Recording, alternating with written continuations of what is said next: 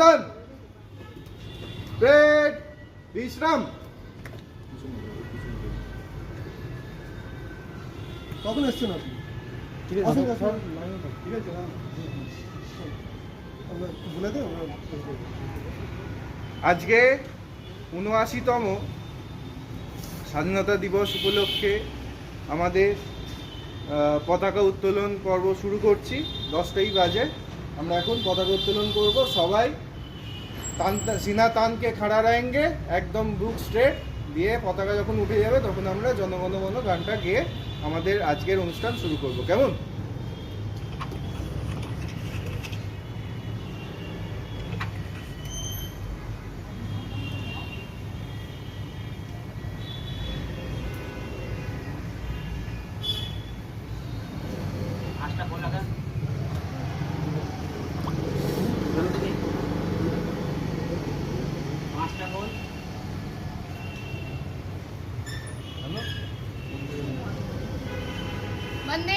मातरम के मातरम वंदे मातरम वंदे मातरम।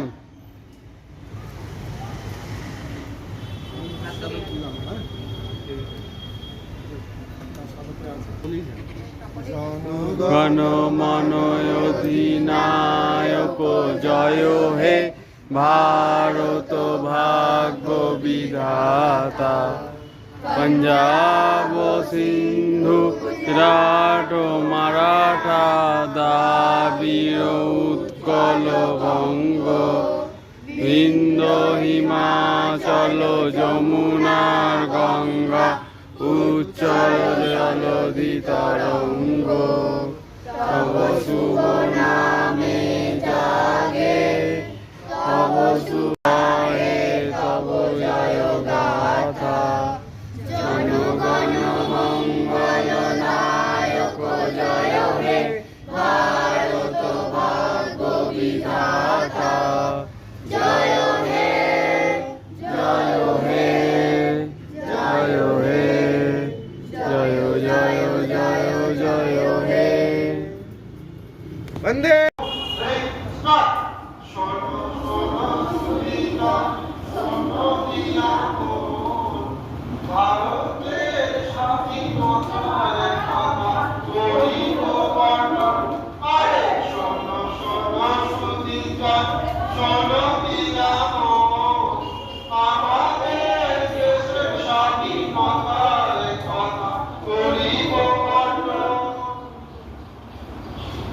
ভারতবাসীর পরস্পরের প্রতি ঈর্ষা, শ্রদ্ধাহীনতা, জাতিভেদ প্রথা, নিজের প্রতি হীনমন্যভাব, সর্বোপরি নারী জাতির অবমাননা, এই সমস্ত দুর্বলতার কারণে ভারতের প্রভূত পরিমাণ সম্পদ বিদেশিদের আকর্ষণ করে। বিভিন্ন সময় বিভিন্ন বিদেশি জাতি ভারতবর্ষ আক্রমণ করেন এবং প্রচুর ধনসম্পদ লুট করে নিয়ে চলে যান। অবশেষে আসে ইস্ট ইন্ডিয়া কোম্পানি। তারা ভারতে ব্যবসা করার জন্য আসে, কিন্তু বণিকের মানদণ্ড ধীরে ধীরে রাজদণ্ডে পরিণত হয়। তারা ভারতীয় কৃষকদের, শ্রমিকদের উপর অত্যাচার করে তাদের পছন্দমতো দ্রব্য উৎপাদনে বাধ্য করে, কিন্তু উপযুক্ত মূল্য দেয় না।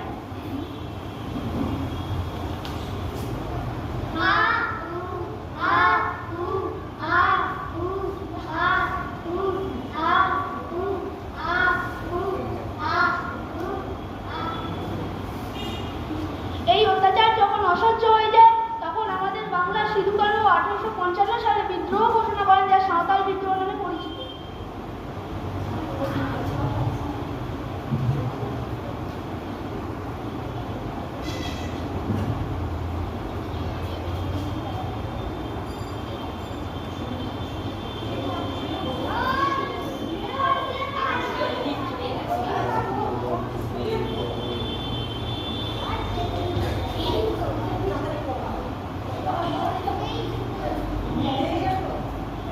ভারতীয়দের জোর করে ব্রিটিশদের সেনাবাহিনীতে নেওয়া হতো এবং বিভিন্ন দেশের যুদ্ধে তাদের পাঠানো হতো।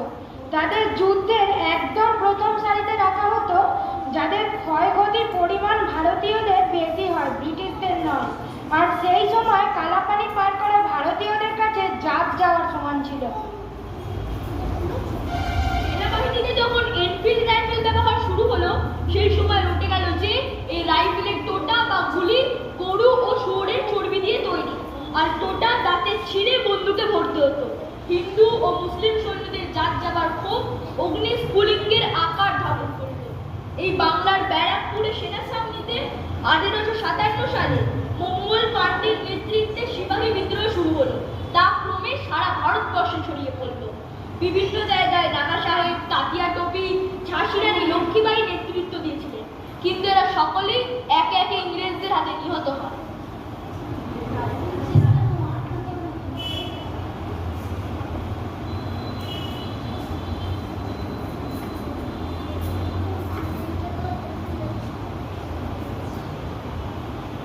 এই বিদ্রোহের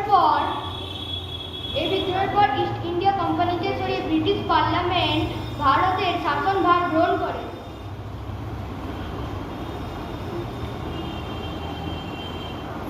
ভারতে তখন কোনো রাজনৈতিক দল ছিল না, তাই সেইভাবে কোনো গণ আন্দোলন গড়ে ওঠেনি। 1825 সালে তৈরি হয় জাতীয় কংগ্রেস। 1893 সালে স্বামী বিবেকানন্দ শিকাগো বক্তৃতার মাধ্যমে ভারতবাসী আত্মসম্মিত ফিরে পায়। পাশ্চাত্যবাসীরাও বুঝতে পারে যে আমরা ভারতবাসীকে নগণ্য ভাবলেও ওনারাও মহান জাতির একজন। আমার ভিতরে যে আগুন জ্বলছে তা তোমাদের সবার ভেতরে জ্বলে উঠুক। আগামী 50 বছর গড়িয়সী ভারত মাতাই হোক আমাদের একমাত্র আরাধ্য দেবতা। বহু আমেরিকান ও ব্রিটিশ স্বামী বিবেকানন্দের শিষ্যত্ব গ্রহণ করে। ভারতবর্ষের তরুণ ও যুবকেরাও ভীষণভাবে বিবেকানন্দের ভাষণে উদ্বুদ্ধ হয় ও স্বদেশী আন্দোলনে ঝাঁপিয়ে পড়ে। আস্তে আস্তে স্বামীজি, আমরা তাতে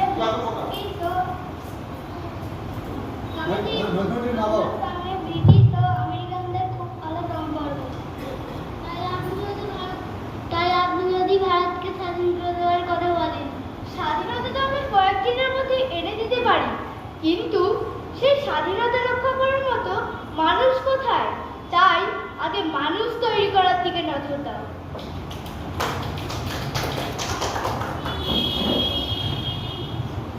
স্বামী বিবেকানন্দের একজন শিষ্যা ভগিনী নিবেদিতা ভারতবর্ষে নারী শিক্ষা প্রসারের জন্য বাগবাজারে একটি বালিকা বিদ্যালয় স্থাপন করে এবং স্বদেশী আন্দোলনকারীদের সহযোগিতাও নানাভাবে সাহায্য করে।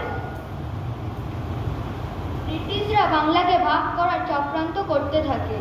এই চক্রান্তের বিরুদ্ধে 1905 সালে বঙ্গভঙ্গ আন্দোলন সংগঠিত হয়। রবীন্দ্রনাথ ঠাকুর গান লেখেন, বাংলার মাটি, বাংলার জল, বাংলার বায়ু, বাংলার ফল, পূর্ণ হোক, পূর্ণ হোক, পূর্ণ হোক, হে ভগবান। বাংলার ঘর, বাংলার ঘাট, বাংলার গুণ, বাংলার মাঠ, পূর্ণ হোক, পূর্ণ হোক, পূর্ণ হোক, হে ভগবান।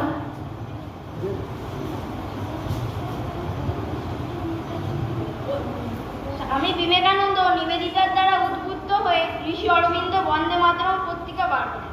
দেশের যুবকদের স্বাধীনতা আন্দোলনে উদ্বুদ্ধ করলেন। তাতে গড়ে উঠল অনুশীলন সমিতি, যুগান্তর সমিতি প্রভৃতি।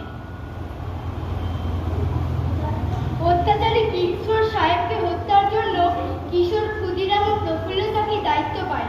দুর্ভাগ্যবশত কিশোর সাহেবের পরিবর্তে 2 ইংরেজ নারী বোমার আঘাতে মারা যান। প্রফুল্ল চাকি ব্রিটিশ সৈন্যদের হাতে ধরা পড়ার আগে আত্মহত্যা করে। ক্ষুদিরামের ফাঁসি হয়। ক্ষুদিরামের পকেট থেকে স্বামীজির আহ্বান বইটি পাওয়া যায়। গোপনে বিদেশ থেকে জাহাজে করে অস্ত্রশস্ত্র স্বদেশী আন্দোলনকারীদের জন্য আসছিল। সেটা ব্রিটিশরা জানতে পেরে যান ও বাঘাযতীন সহ তার সাথীদের ঘিরে ফেলে। বুড়িবালামের তীরে প্রচণ্ড গুলির যুদ্ধ চলে। সকলেই সেই যুদ্ধে মারা যান। মানিকতলায় বোমা কারখানার জন্য সত্যেন বসু, কানাইলাল দত্তের ফাঁসি হয়। পওলার লর্ড হার্ডিঞ্জকে বোমা মারার জন্য বসন্ত বিশ্বাস ধরা পড়ে যান, কিন্তু রাসবিহারী বসু পালিয়ে যান ও 1915 সালে ভারতীয় সৈন্যদের নিয়ে মহাবিদ্রোহের প্রস্তুতি নিতে থাকেন। কিন্তু কৃপাল সিং নামে এক সৈন্যের বিশ্বাসঘাতকতায় সেই পরিকল্পনা ভেস্তে যায়। রাসবিহারী বসু গোপনে জাপানে পালিয়ে যান এবং সেখানে ভারতীয় সৈন্যদের নিয়ে গড়ে তোলেন আজাদ হিন্দ ফৌজ। বাংলার আরো একটি দামাল ছেলে সুভাষচন্দ্র বসু একদিন এক আত্মীয়ের বাড়িতে লাইব্রেরি থেকে স্বামী বিবেকানন্দের একটি বই হাতে পান ও খুব মনোযোগ দিয়ে তা পড়তে থাকেন।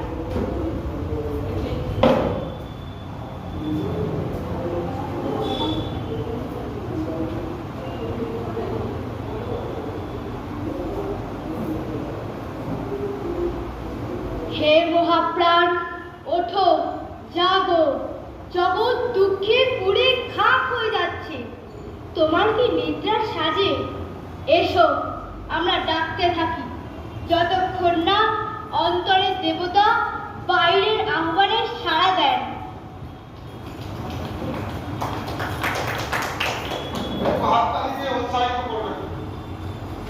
1919 সালে পাঞ্জাবের জালিয়ানওয়ালাবাগে একটি প্রাচীন জায়গায় প্রচুর ভারতীয় ধর্মীয় অনুষ্ঠানে জড়ো হয়েছিল।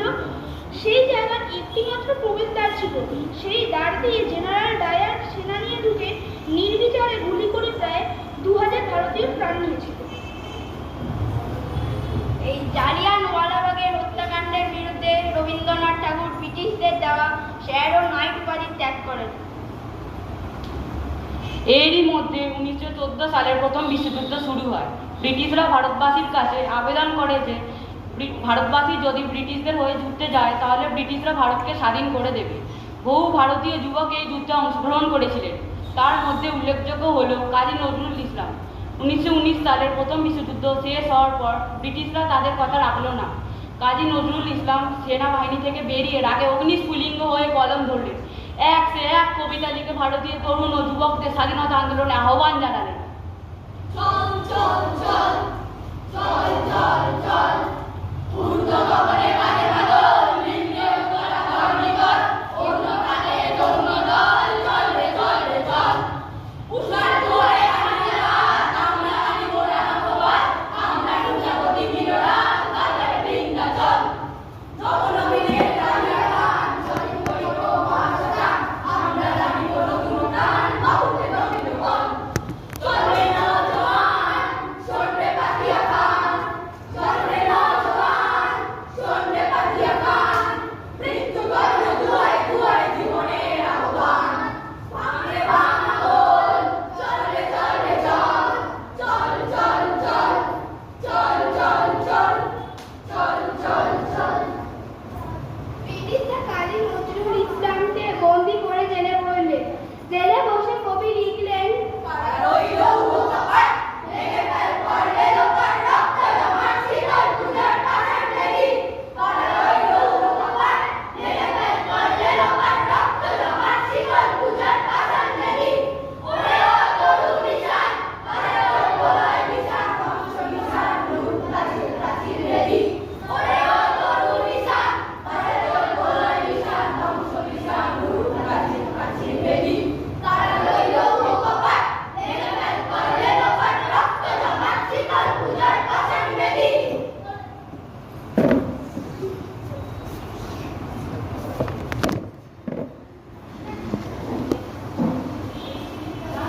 ক্যামেরাটা এমন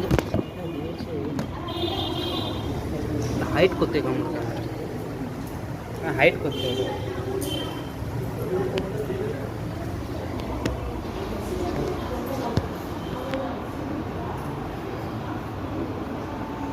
1920 সালে গান্ধীজির নেতৃত্বে অহিংসা সত্যাগ্রহ আন্দোলন অসহযোগ আন্দোলন শুরু হলো।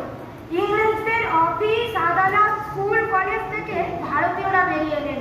তাতে ইংরেজদের শাসন কাজ চালানোর অসুবিধা হয়ে পড়ল।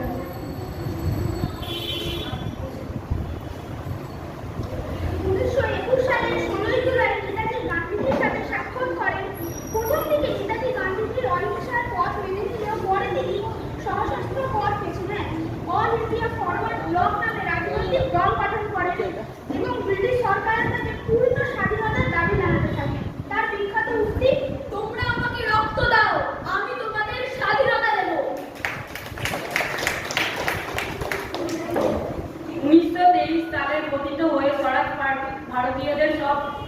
দাবি দাওয়াকে ব্রিটিশ সরকারের কাছে পেশ করেন। 1929 সালে 26শে জানুয়ারি লাহোরে জাতীয় কংগ্রেসের অধিবেশনে জওহরলাল নেহরু ভারতের জাতীয় পতাকা উত্তোলন করেন, যা প্রজাতন্ত্র দিবস হিসেবে এখন পালিত হয়।